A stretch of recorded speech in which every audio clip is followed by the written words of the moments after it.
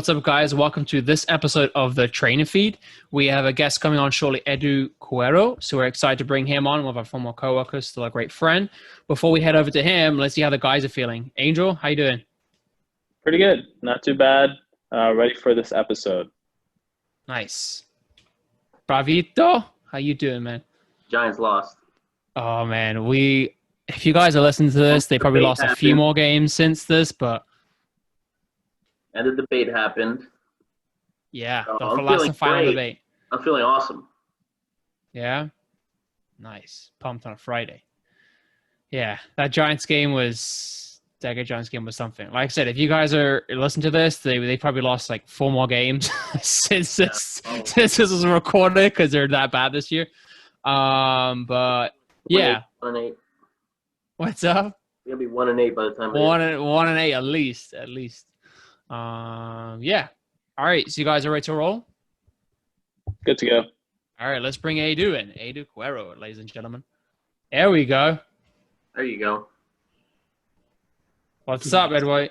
What's up, man? Oh, what's up? Finally, I can hear you guys. We got you on. How you doing? Good. How have you guys been? Pretty good. Yeah, you're Not too bad. Nice. You guys have the nice headphones there. I'm missing that piece. I didn't get the memo for that. That's on us, man. We got to do something with our guests have it as well, or send like a special headset or something. That's on us, man. Don't worry. Oh, that'll be awesome. When we start making man. more money, we'll be sending specialized headphones to every single guest. We have like $5 to our name right now, so once that You legit only have $5. It's great. yeah, legit. So All right. So we'll start And how's saving. that? All right. Sounds good. I'm sure it'll be soon, hopefully. Yeah, hoping. Yeah. Yeah, you gotta hook us up with a little intro music. We heard you a DJ now, so we gotta talk about that. Oh, yeah, we definitely will. I'll be all up for that. I'm going to be there just Funk Master Do in there. Oh my god. Every time you cut out, I'm going to have to play a little skit or something. There you go. Everybody gets their reps in. You get your DJ working, our podcast blows up. That's it. Perfect. It's a full circle. Perfect. All works out. So how you been, Edu? How's everything been going on with you? How have you been dealing with like this quarantine, pandemic, lifestyle, all that stuff? Well, I've been good. I guess, I always kind of look at things on the more positive side, regardless of everything that's happening. I always kind of look at, the glass half full instead of half empty. So this year has been challenging for everyone, including myself. It feels like it's been pretty crazy. Everyone could, attest to that. But, it's just been a way of just growing from like training in person to virtually to in parks to in apartments and just finding other means of using what we have to train and get the same results. So it's definitely been challenging for me, but also I looked at it as a way to grow and to find new means of maybe communicating more, or being more specific on the way I give direction, because not there, you're able to maybe show where you show them yourself. You use your hands, your, gestures, but in voice. So if you're doing FaceTime, you kind of just have to just use direction a bit more clearer than usual.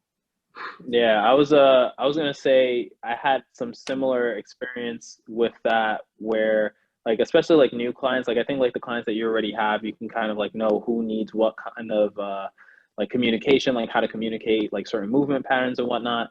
But then with like newer people, it's kind of like it's harder because you're almost limited, and especially when you have some people who don't, it's not to make fun, but like you know the difference between like your right and your left. Like it's hard to kind of hone in, like, no, your other arm, or oh, no, your other leg, and, move this way or that way. So it's harder for like newer clients and stuff like that, but you're completely right in that regard. It's probably been difficult for all of us. Mm-hmm. And as far as, as far as the pandemic is something has been unexpected. So, just like the training, I just felt like it was challenging even amongst friends and families to not keep in touch at the beginning because you didn't know you want to get anyone infected. And also making more phone calls and emails and text messages to people who may have not reached out or haven't heard to from so long. So it's just been like a growth period or growth year for me. Instead of looking at all the negatives that did happen, I try to look at it as, maybe something I wasn't paying attention to on my own for my own training, or maybe something I wasn't paying attention to family and friends, maybe reaching out more, saying how you're doing, just small things like that. Yeah, you've always been like a very positive dude. From at least from what I know, I have a couple of videos of you just like dancing in the gym and stuff like that. Yeah, it's all about music and positivity.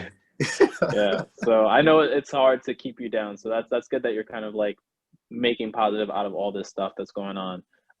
But I did want to kind of like pivot for those who don't know you, for those who are like kind of like they just don't know who you are. Can you speak a little bit about who you are in terms of fitness and like how you got to the spot where you're at right now?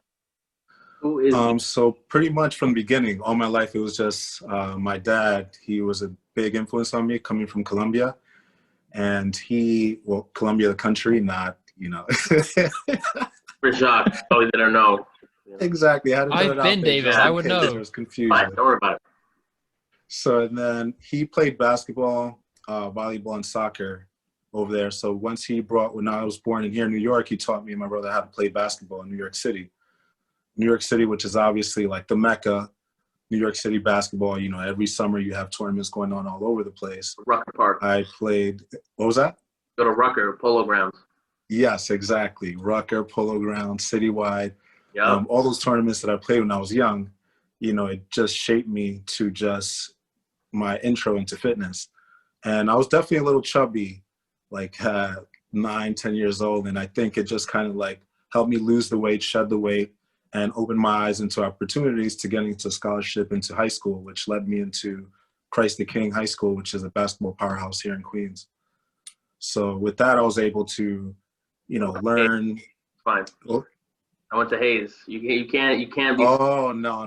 Wait, no. We don't talk about Hayes here. Hayes is no good. Don't talk about Christ the King. So let's just move Christ past the King that. Royals all the way. Let's just move past that. Yes, let's do it because Christ the King is definitely better. No, come on, Cap. So after that, I was fortunate enough to transfer my scholarship from basketball to football and play all 4 years of football and play 2 years of basketball at Christ the King because I realized that I wasn't growing height-wise, but I was growing in width and muscles. So I was able to just transfer what was better off for me and easier to apply my skills and, my height, my size, my weight into football. So that alone carried me into Robert Morris in Pennsylvania, which also I received a scholarship for to play. And I redshirted 1 year and ended up transferring out with, hopes and ambitions to play in Florida.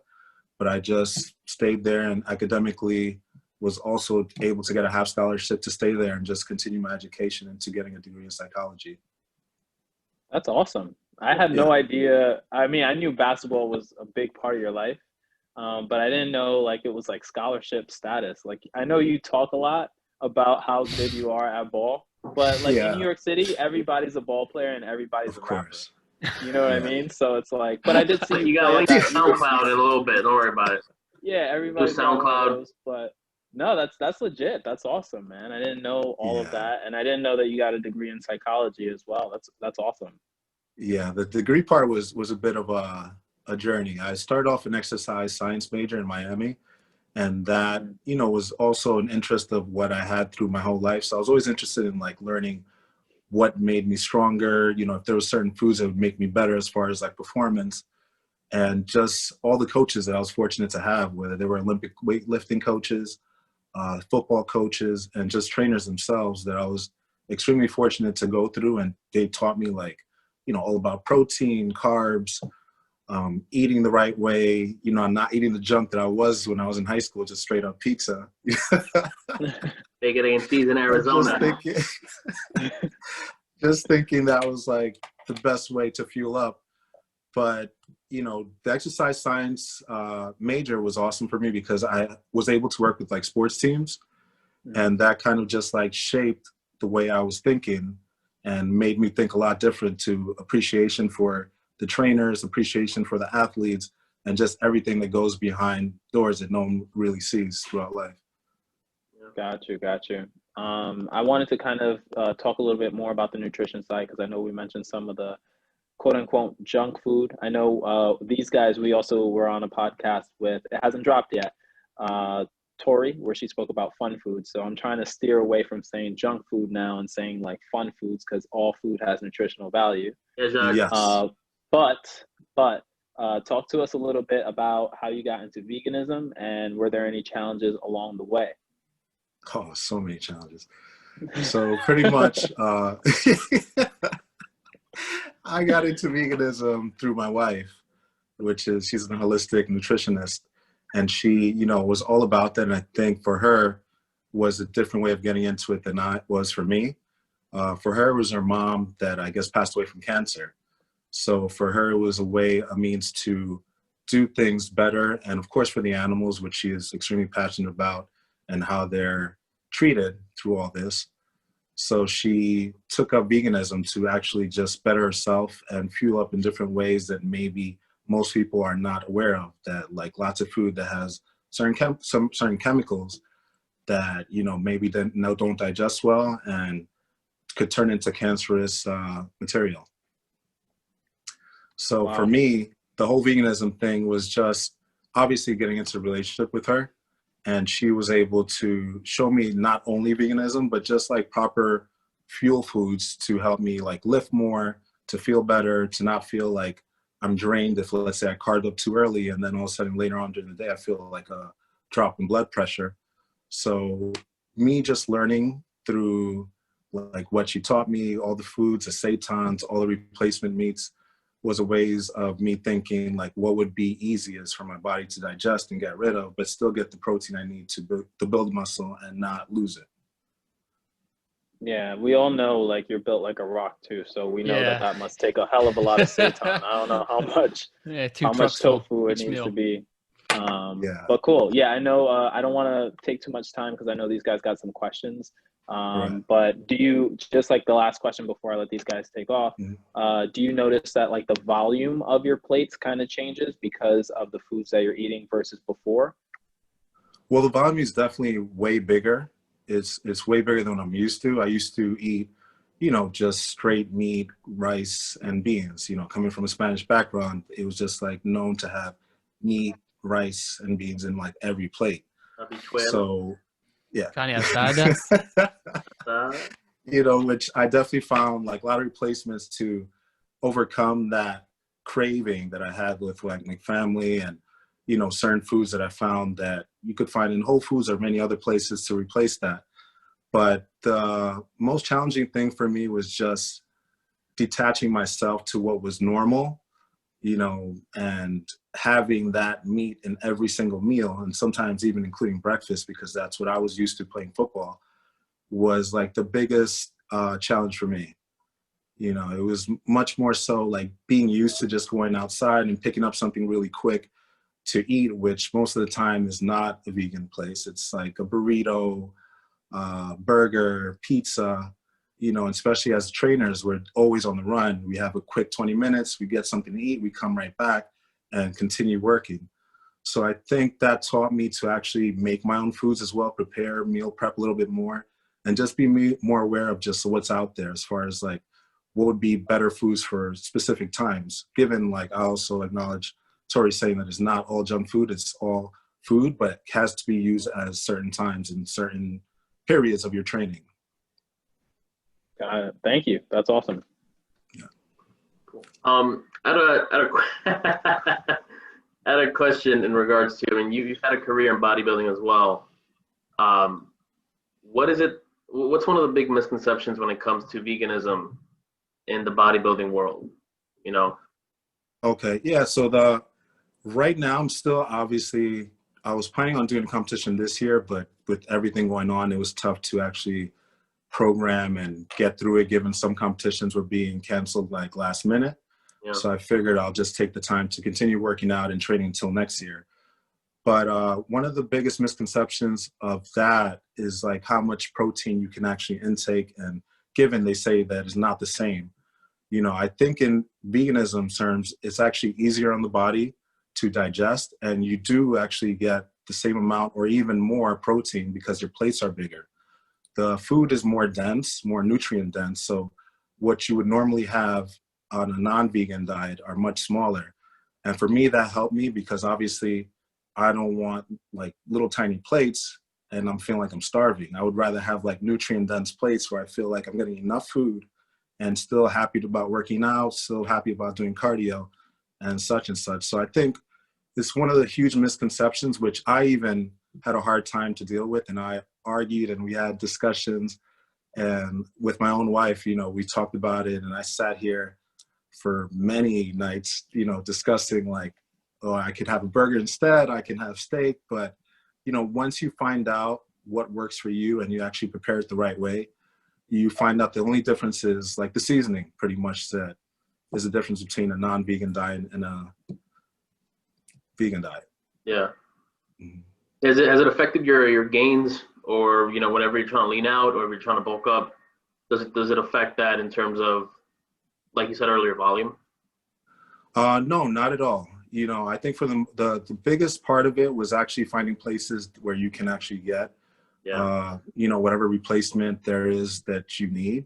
You know, you can get protein through beans, rice and beans. You can get protein through seitan, through tofu, through so many different foods that are not processed or based off animal products.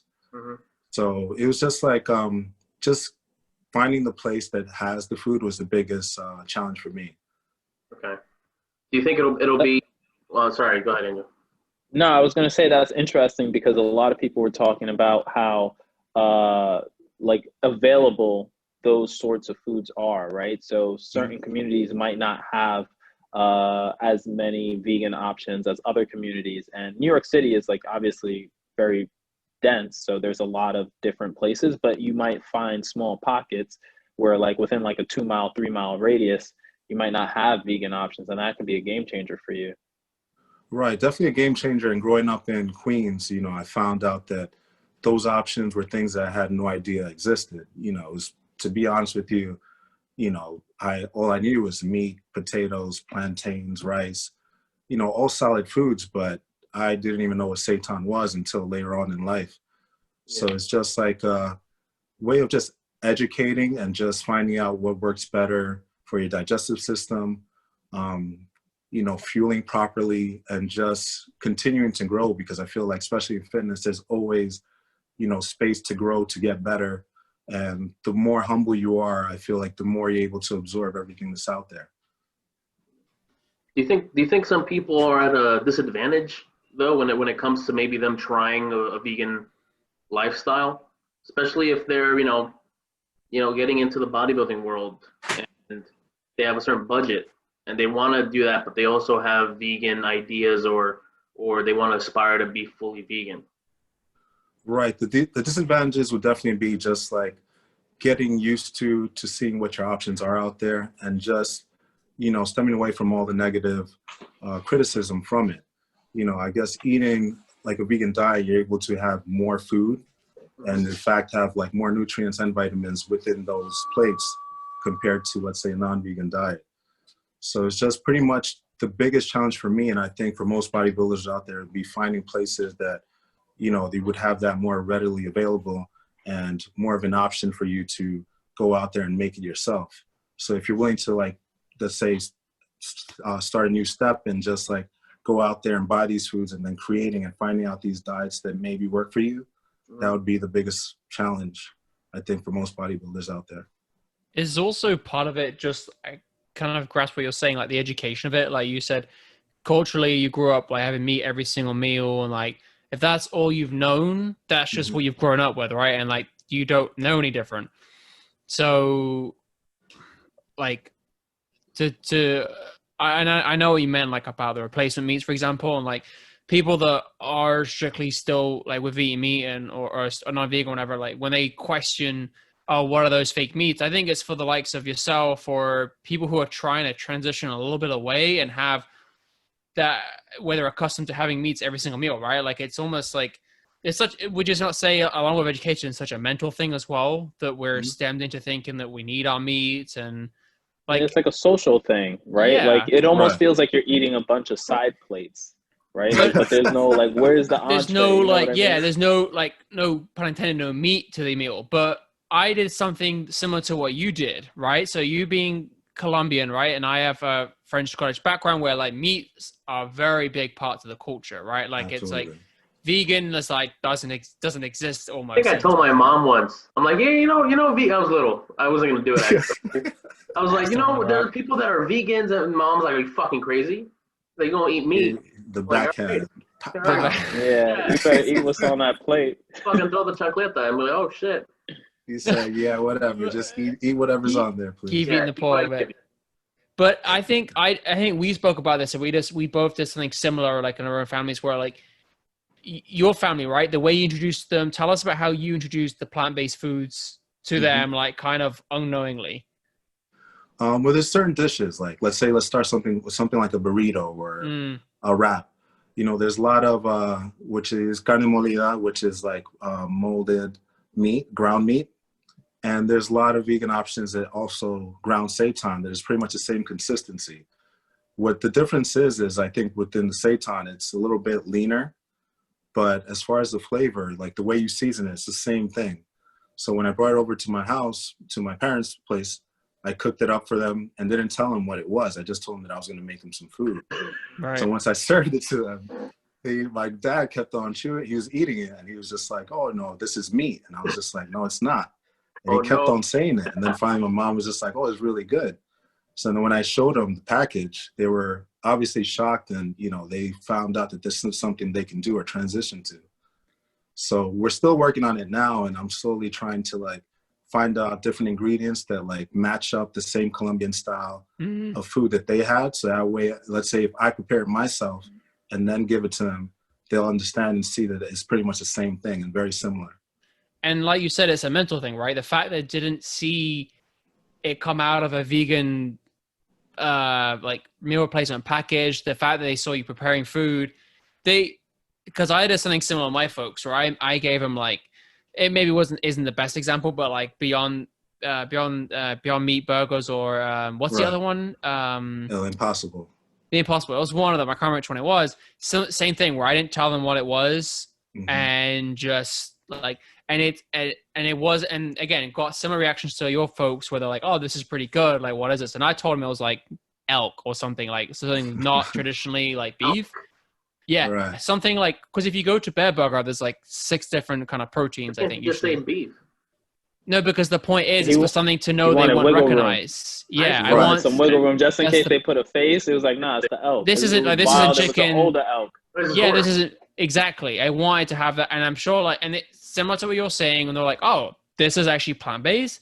Like, and I think that just stems a lot from it being a mental aspect, like we just spoke earlier. How if you and also like, and I was also with this mindset prior to a few years ago when I was like, oh, if I have something vegan, there's no meat, I don't feel full. And it's so, and it was just such a mental thing, right? It's like, well, yeah, if you've had, and then also some people will paint the picture of vegan as like, oh, I just have a bowl of like chopped up peppers and carrots.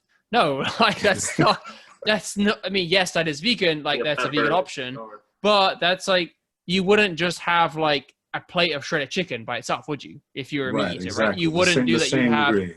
Right. So like, it's all about the education thing as well, though. It's like, how do you make something you have at every single meal something similar with similar protein contents? And like, I think Antoine came on a few episodes and he said something like, those who are complete meat eaters don't have the longest livelihood, but those who are completely vegan also don't. And he was trying to say like somewhere in between on the spectrum was where the longer life expectancy. I think he spoke about that, and I thought it was quite interesting that it's like, not saying there's no right or wrong, and it's like you said, it's finding the balance for you. And but I have to admit, I think it's a big change you've made, and I know we spoke about it when like the Game Changers on Netflix came out originally, right? And I know that's when I first started like doing the research on it. But that was something you mentioned where like you didn't feel like it affected your lifts, right? Like you didn't. Once you know the body is still getting protein form, the body isn't like a balance at a club, right? That goes meat or no meat. All right, you're not exactly. meat, like all that protein, right? Exactly. I remember that's one of the conversations we had, right? Right. And that's exactly it. Like, I'm just pretty much trying to set up the platform to when, as I get older, I want my body to work and function, more freely without, let's say, breaking down. And I think, when we're young, we're able to break down a lot more foods faster, and we don't usually think about it because you're on the go, you're not tired, you sleep less, you can lift, you don't have to stretch and stuff like that. But as you get older, those things change, the elasticity, Right. your tendons, your joints, and those are all things that I have in mind. And every time I see like an older couple, or let's say an older man or woman in the gym working out and they look strong and healthy, that's where I envision I have hopes for me to be like in the future. And I just think, why not give your body like the best means, the most nutrients, most vitamins, and just be built strong. Like right now I'm competing, but I don't necessarily have ambition to be this huge bodybuilder when I'm 60, so maybe I'll take up running, maybe I'll take up speed walking, whatever it is, tennis. But if you want your heart to be as strong, you want your body to be strong, then you have to do those things to, make them stronger. That's why we all take supplements as well. I'm glad you speak of that, because it's about so easily we can get invested and sucked into the short term, right? Of like you said, whether it's competing, whether it's performance, whatever it is, and even if it's aesthetics, no right or wrongs, but whatever we're driven by, sometimes we get sucked into that short term and not enough to the long term. Like if we eat a certain way, if we train a certain way, even like we don't think past 5 to 10 years from now, like how it's going to affect us. And I think that's quite important. And then I think something else we spoke about was like, there's also that stigmatism that if you're vegan, you can't like put on size. And well, when we drop your bio on the website, like our viewers will see that like you're not a small guy, right? You're a big dude. And I think that you mentioned there was a couple of bodybuilders as well. I want to say Simeon Panda, was he one guy that you said was like going vegan? There was a couple guys you spoke about, right? There was a few guys. I don't know if there was another guy, I can't remember his name, but they transitioned to it, like kind of similar to me. I grew up eating meat. That was the background. That was my family. But now I feel like, we can all agree, once you eat meat, you eat a heavy meat plate, you feel heavy. That's everyone will say that. But once you eat the same plate with the same amount of protein as a vegan, you feel lighter and you're getting the same nutrients. You're not getting the same oil, all the saturated fat, all that. And of course, with bodybuilding, I would want to eat something that's leaner.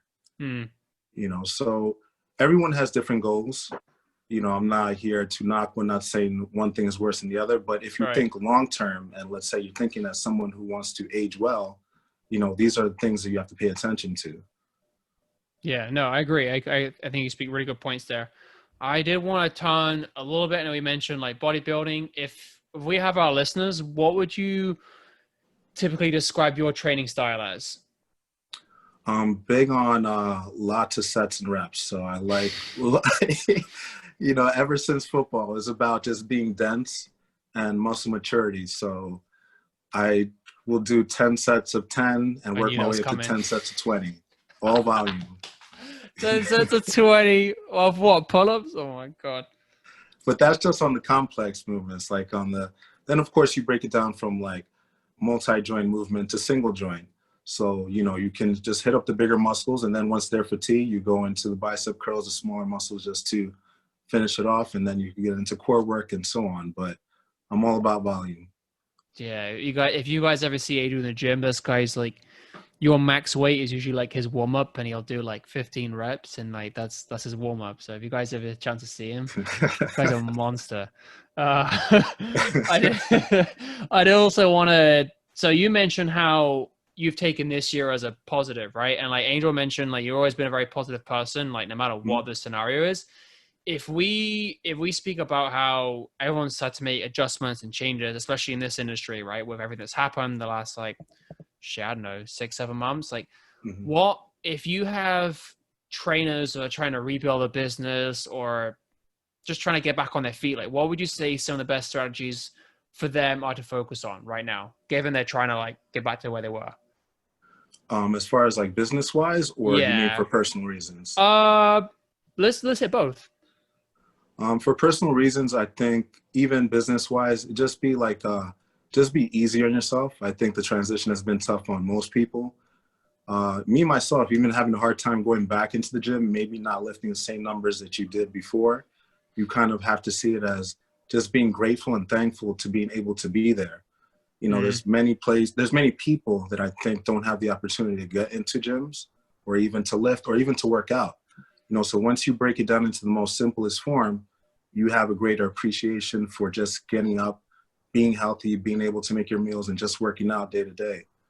So that would go for both personal and business wise. And if you treat your clients like that, you know, you give them like the best strategy for them to avoid all the mistakes you have in your past and just guide them in the right direction, step by step, depending like what their fitness goals are, what their energy is, or, you know, what they bring to the table. You can always like focus on that to get them to where they want to be faster. I like that. That's good. I think you touched on some really key things, and one of them is being patient. Like no one can compare this to a year or two ago, or like someone mentioned the recession in 2008, 2009, but like I wasn't training back then. I don't know if anyone else here was, I'm not sure, but it's very important that there's nothing for us to use right now from past experience, right? Like we can't say there's anything like, oh, 3 years ago, this also happened. Like there's never been a pandemic where and we'll mention that we've all worked at Equinox, is how we all met, but Equinox is open 365 days of the year, right? Christmas Day included, right? So the fact that it was closed for six months, or just gyms in general were closed for 6 months, like changes everything, right? Right.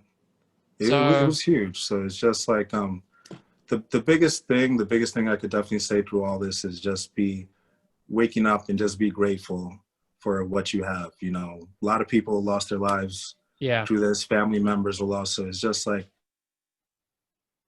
if you have the opportunity to go out and just make yourself better each day, whether it's the small thing, 15 minutes of cardio, working out for an hour, going out for a walk, you know, just appreciate that and build up from there, because all of us, you know, it's been 6-7 months without a gym, I think could just go out there and just be happy with what you have and who you have around you.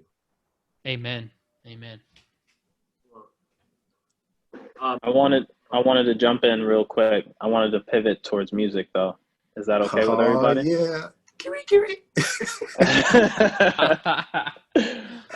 Tell us a little bit about your turntables. You like that? I'm like, do you have turntables? Yeah. We see your stories, man. We see like how you got like the camera facing like little turntables. So do you have that set up? Is that in your apartment? You got a studio? What's going on? Oh yeah, that's the apartment. I had a studio. I had the whole setup for years. I actually went to DJ school in the West Village by St. Mark's. Oh, no kidding. No way. Yeah, so it was actual DJ school where we had 3 to 4 months of just learning how to scratch and mix and match up beats. We got audio. When was this? What you got? Oh, this was like 5-6 years ago. Oh, okay. That's a while. Yeah.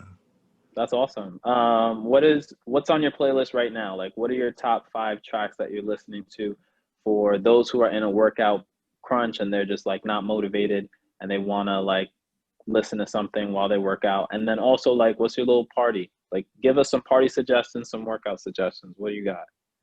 Oh, I'm classic hip hop all the way, 90s hip hop. So Tupac, Nas, Biggie are always my go-to for working out. House music, you know, I'm big on house music as well. You know, good energy, you know, especially I feel like house music always promotes like positive energy, movement. And that's what we do as trainers, movement and positive energy. So I think it goes hand in hand with that. It's weird because when I listen to, depending on what I'm doing, like I listen to different types of music. So I noticed for like running, like I'm more like house music, that sort of stuff. Cause it's like those songs almost never end. It's either that or like Metallica songs. Those are like 10-minute songs. Yeah, 8 minutes, same riff. Yeah, that's true. But what about you? Like, do you switch up like your music preference towards like what you're doing? Like if you're doing like some cardio, you know, you're going to be there for like, I don't know, an hour, hour and a half. Do you listen to one type of stuff, one type of music, or are you just like whatever comes on? Oh no, it always starts with, the beginning is always going to be, I say house music, that's my go-to. But if I'm lifting heavy, I have to go either classic rock or hip hop. You know, I feel like those lifts, especially when you're lifting heavy weight, they need purpose and intensity. So I can't go in there soft. I have to go in there acting like, you know, I'm going to break this weight, or I'm just going to lift it because I can't let it crush me. And then at the end, I try to smooth it out and try to play some R&B so I can calm down and not be like a football head. Some of that Luther. Some of Yeah, that Usher. We got it. Yeah. Yeah, Usher, Luther, all the old school joints. Some Aaliyah, you know, it works out. I was gonna also ask about like Wu-Tang. So Wu-Tang Clan. We all know that Wu-Tang is forever. Exactly. Do you have a favorite Wu-Tang song? Because I know you always had like that shirt, the little Wu-Tang shirt. Forever. Wu-Tang for the children. There you go. Favorite song, Protect Your Neck. You know, that was the first song that Wu-Tang came out with as a group. That was actually my first record brought. So I have a special connection with that song because that was the actual money that I saved up when I was in junior high school. It was about like $4 to buy the single. You know, so I went to the record shop and bought it, and I still have it. Yeah, it's a vinyl. Wow, that's awesome. I got a vinyl today, to be honest. I bought a vinyl a couple of weeks ago. I'm a big Pro Jam fan. Oh, so nice. I got they had this MTV Unplugged back when it was a thing in the 90s. They played in Brooklyn, and I got their vinyl record. It was pretty dope. Nice. And they always have like a better sound to it once you play on vinyl. Exactly. You know, very crisp, clear sound. Yo, Jacques, you listen That's to awesome. What's up? You listen to Wu-Tang? I can't say that I do or have. Listen to different hip hop, but. Oh, that's what I'm playing when I'm there. Oh, really? Yeah. That's gonna be the intro song.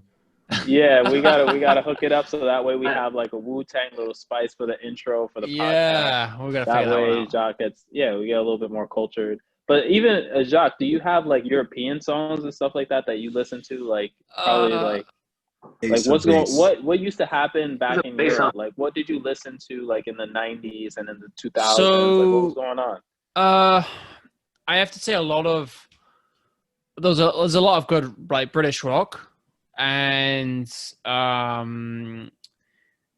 I'm like you guys, right? Like depending on what I'm doing is different kinds of music I listen to. So like if it's gonna be quick and short or aggressive, or I'm not really feeling up for it, it's gotta be any kind of metal, right? That like gets me pumped up, and it's the kind of stuff that like if someone else hears you listening, they're like, "What the fuck is that?" Right? They're like, "Oh," or whatever it is, or Disturbed, whatever. But then I also love like Billy Joel and Alicia Keys, right? So if it's something where you're trying to like mellow out, listen to that, and then there's I don't know if you know this, Edu, but there's a band, Enter Shikari. It's kind of like metal techno weird kind of mix. So it's I'll have to check it out. It's like it's a very weird kind of music, but some songs are really good. But they can't talk like these. Did you on the song? It's like, yeah, I'm quite pleased. Like there's that kind of thing going that's on. How it sounds? Some of it, and then they'll like scream right after. So you're like, wait, what kind of genre is this? So like, it's a little mixed. So I'll make sure to use that for my workout today. Yeah, I'll send you a song. There's one song that's like straight buzzing. What's up, Angel? I said I'll definitely use that for my workout today. It'll be inspiration.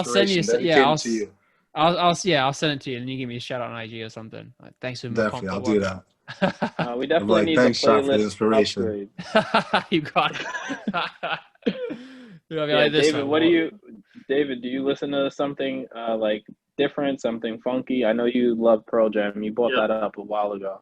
No, they have. I mean, for me, I do listen to them when I'm working out if it's a hard workout. Some of their early stuff, like their first 3 albums, are very, hard hitting to some extent.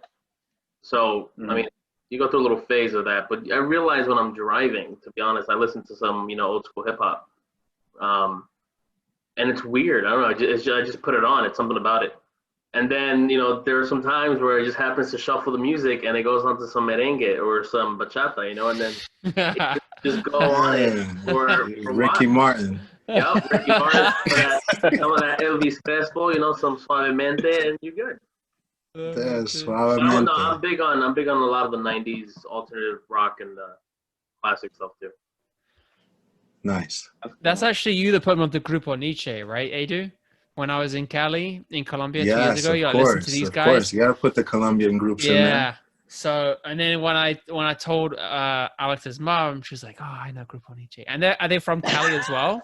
Yeah, They they're are from from Cali, Colombia right? too, a Colombian group. Yeah, so she like appreciate that. I'm like, and it's funny because me knowing so little Spanish, there's a part of me that find it like therapeutic when I listen to it and I don't know the lyrics. Like I can't, because like I've read studies in the past where like depending on what kind of music you listen to can or can't alter your thinking. Like let's say if you're trying to study and work, there's some music that's with lyrics that like because it's the fact that you can kind of connect and listen and sing to it, right? Like maybe distracting. Whereas if it's like, again, like another language, so when I would listen to it, I would be so in the zone and so pieced out with it, like, because I couldn't really speak any Spanish.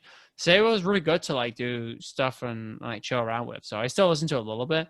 But honestly, like whenever I go to like restaurants, whether it's in the Colombian restaurants in Jersey or some of the Mexican ones here, like I love all the music. Again, I think part of the fact that I don't understand that much Spanish makes me appreciate it a bit more. I don't know, but I'm all for it. Maybe I can't dance to it either, but No, you have to. yeah, that's something I gotta. That's something that we try for like 2 minutes, me and Alex, and then she's like, "All right, you gotta get dance lessons." I'm like, "Yeah, okay." So It's all right. Just move your feet, spin around. It's okay. Everyone, Yeah, we less understand. knees. There you go. Yeah, less knees. I gotta work on my Less hips. knees. My hips and my shoulders. My shoulders, I feel like I'm a little bit too blocky. Dude, you're a robot, bro. I've seen Like the Tin Man. Angel dance. Robotic. But what's funny is that as like movement coaches, it's quite. There's a part where I find it frustrating that like if we're for a living, we coach someone how to move well, how to move pain free, and then you're like you hear something you want to dance, and like there's something frustrating about like being shit with coordination and like trying to move, and you're just like, I mean, I think I'm mobile, but then you just have no fucking rhythm, and That's yeah, it, bro. huh? That's why you guys need house music. We got rhythm. You guys need really house rhythm. music in and your house life. music. Yes, there's no actual dance to it. Everyone is pure interpretation. Yeah. So you're not going to feel bad if you're doing the worm on the floor. Did the what? What about dubstep? Did you ever listen to dubstep? Dubstep, yeah, I definitely listen to dubstep. There's go on. You need a certain type of energy for that. Yeah, it's like dubstep. There was when I was at university in England, there was a club where they had like 4 different rooms in the club, and one room was just pure dubstep for like 6 hours. And that was the only place I could go sober, because I would just go fucking like crazy and dance. Like you said, all kind of weird, no rhythm. Yeah. And fucking love that place. It was the only place I could go sober and just had go fucking crazy and just be like a workout. Like not even it is. That's the perfect way to lean out. Yeah. To lean out, you said? Yeah.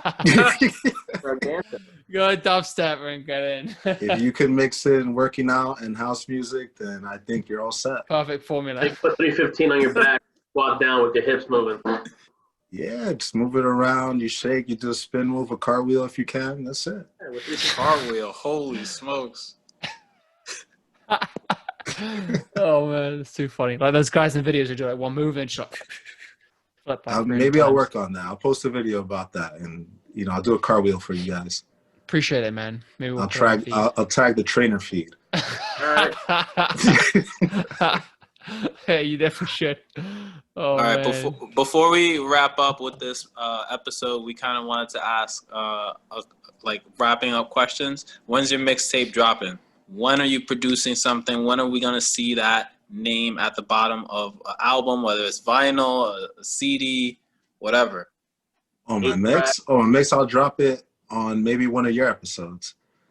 No, but seriously, I just been practicing, here at the apartment, given that we have the extra time. And like I said before, just using the extra time in a positive way, not looking at it as, I can't do this, but maybe I should focus on something else. Like I used the DJing to put my energy into that. And of course, now that the gyms have opened, like, slowly getting back in the gym and using the music to like keep the positivity up, because, all the news and everything going on TV, sometimes you need a break for that. So I use the music as a channel, just to like stay positive and continue doing what I'm doing. Nice.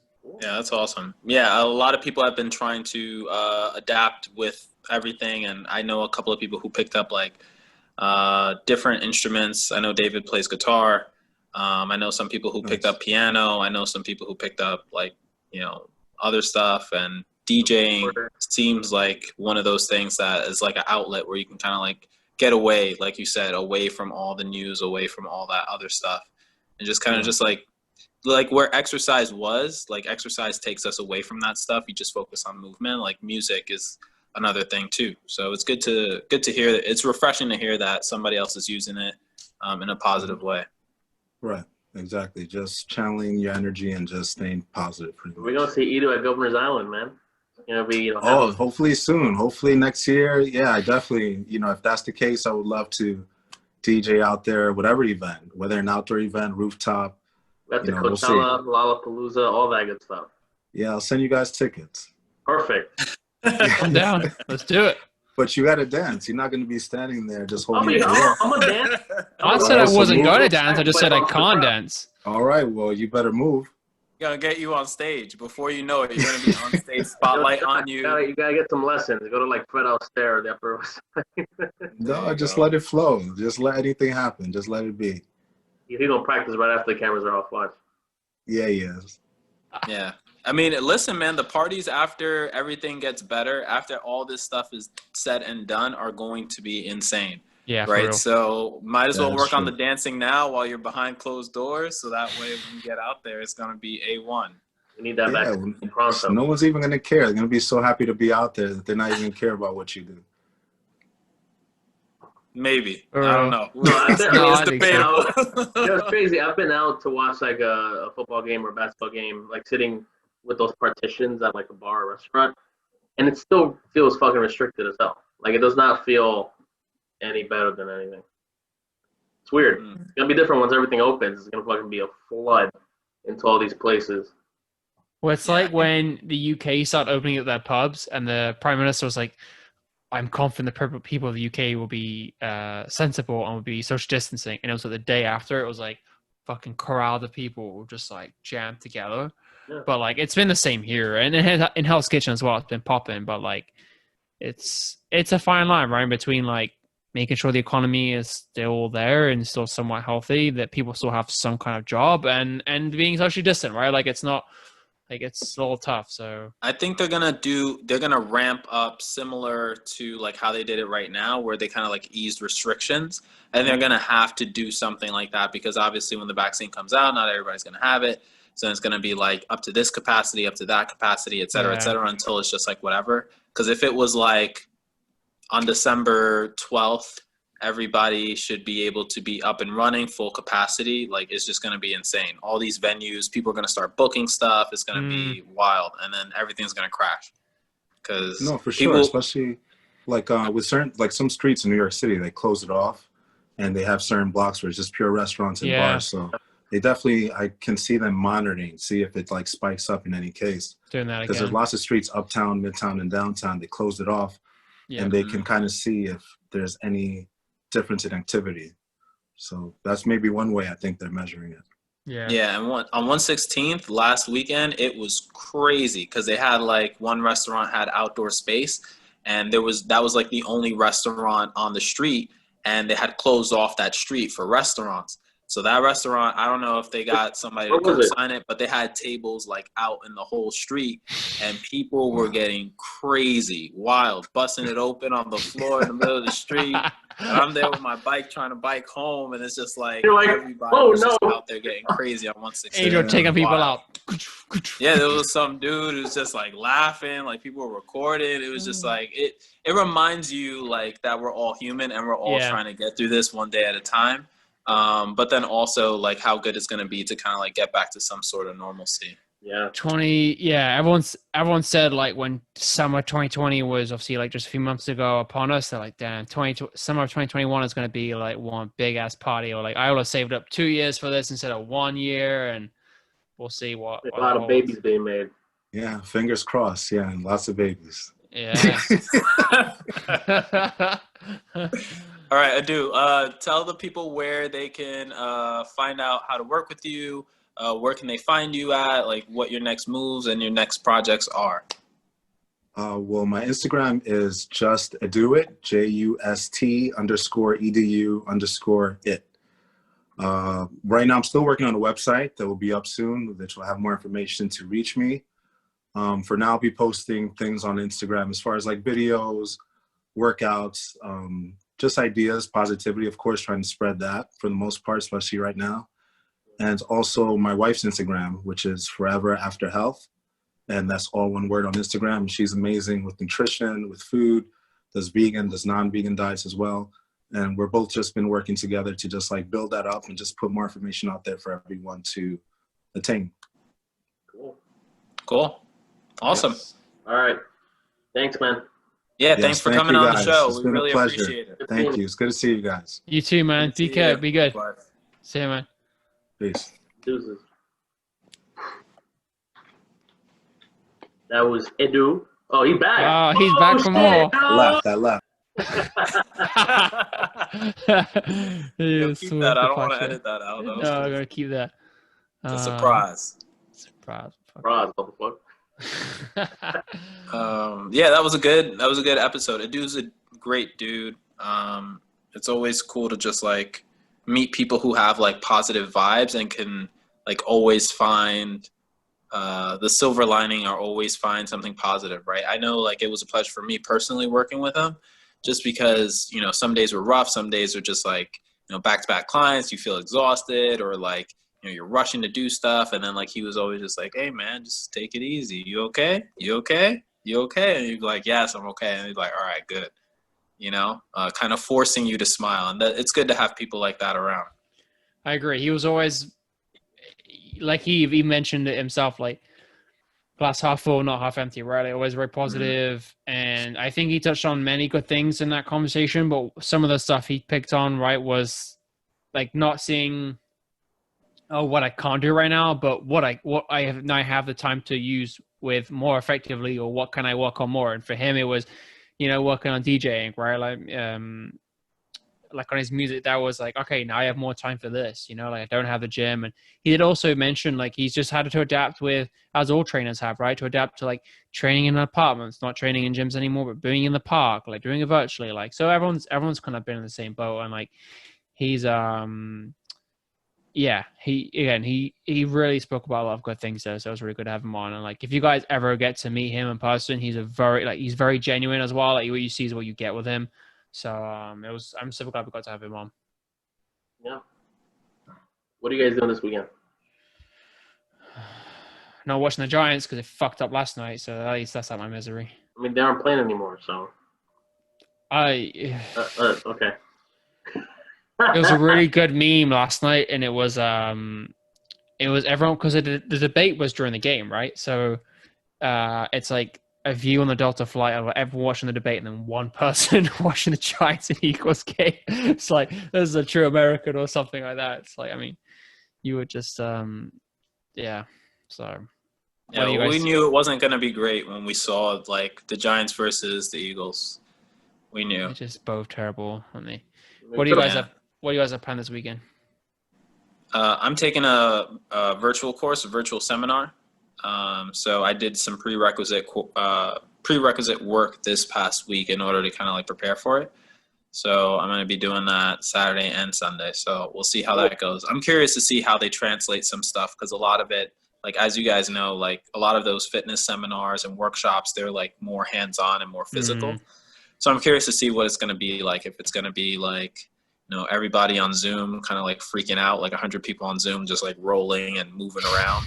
Or is it going to be, you know, some people with like their cat like on the camera, you know what I mean? Like stuff like or if it's going to be like more smaller groups. But that's what I got going on. What about you, David?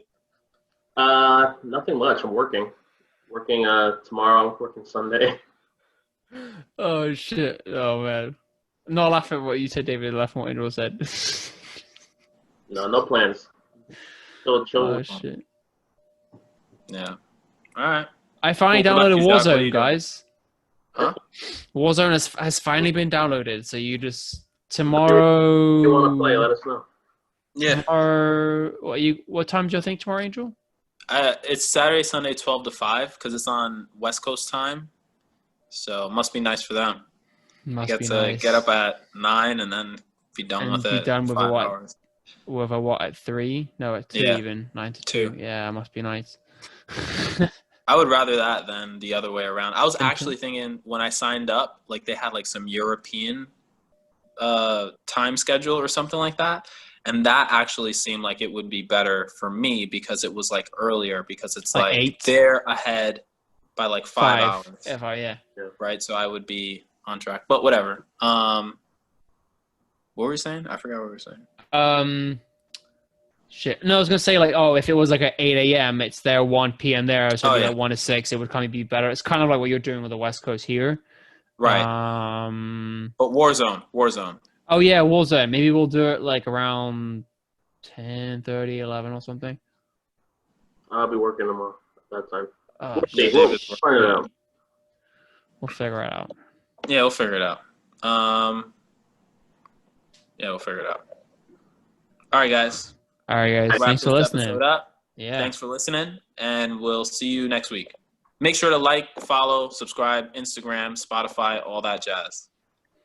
All right. Talk to you guys soon. Deuces. See ya.